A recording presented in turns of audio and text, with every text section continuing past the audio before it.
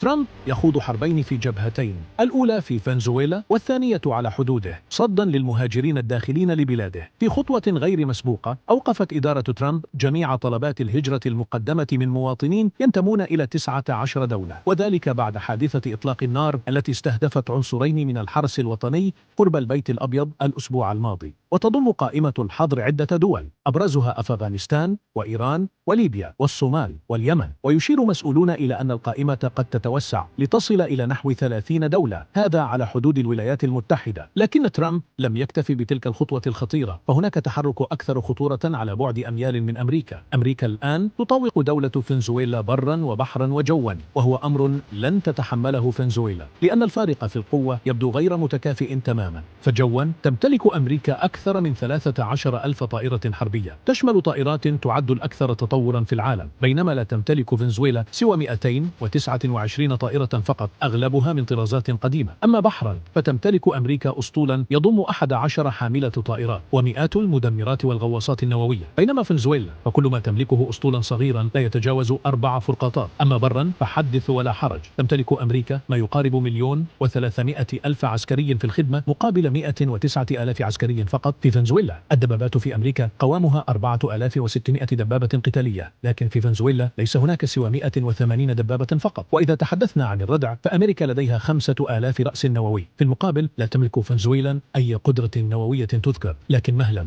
هل فنزويلا لا تملك أي ورقة تساوم بها؟ كلا، فنزويلا تمتلك أكبر احتياطي نفطي مؤكد في العالم، وهو مصدر قوتها الأول الذي تعتمد عليه بشدة. ولا ننسى أن الصين وروسيا أكبر عدوين لأمريكا، يعملان كحليفين قويين لفنزويلا، وهو أمر يزيد المشهد تعقيدا. لذلك لا نرى في تصريحات فنزويلا أي تراجع أمام تهديدات ترامب، مما يجعل الأيام المقبلة وربما الساعات منذرة بتغير في شكل صراع القوى عالميا على يد دولة قدراتها محدودة مثل فنزويلا.